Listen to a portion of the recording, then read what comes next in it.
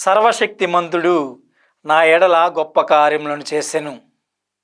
క్రీస్తునాథుని యందు ప్రియ క్రైస్తవ సహోదరి సహోదరులారా, ఈనాటి సువిశేష పట్టణంలో మనం మరియమాత స్తోత్ర గీతాన్ని గురించి వింటూ ఉన్నాం.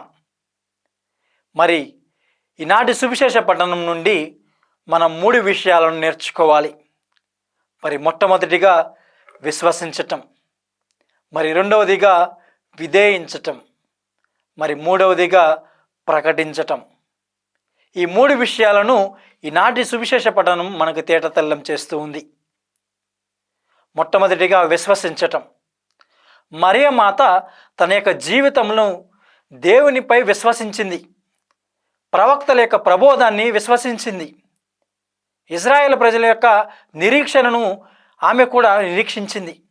తమ కొరకు ఉద్భవించున్నటువంటి రక్షకుని కొరకు ఆమె ఎదురు చూసింది. అందుకే యెషయా గ్రంథము 7వ అధ్యాయము 14వ వచనంలో తెలుపబడినట్లుగా అహరోను రాజుకు ఏ విధంగా అయితే చెప్పబడిందో, ఒక కన్య గర్భం ధరించి ఒక కుమారుని కనెను, ఆయనకు ఇమ్మానుయేలు అని పేరు పెట్టమని యెషయా గ్రంథంలోనే తెలియజేయడం జరిగింది. ఆ యొక్క మాటలను మరియ తల్లి విశ్వసించింది. తన యొక్క జీవితం అంతా దేవునిపై ఆధారపడి జీవించింది. మరి రెండవదిగా విధేయించటం. మరి నూతన నిబంధనలో లూకా సువార్త 1వ అధ్యాయము 36వ వచనం నుండి మనం చూసినట్లయితే, మరియమాత ఏ విధంగా అయితే దేవుని చేత పంపబడినటువంటి గాబ్రియేలు సన్మంచుకుని యొక్క మాటలను విధేయించిందో, నీ మాట చప్పున నాకు అగును గాక అని తన సంపూర్ణ అంగీకారాన్ని తెలియచేసింది. మూడవదిగా ప్రకటించటం.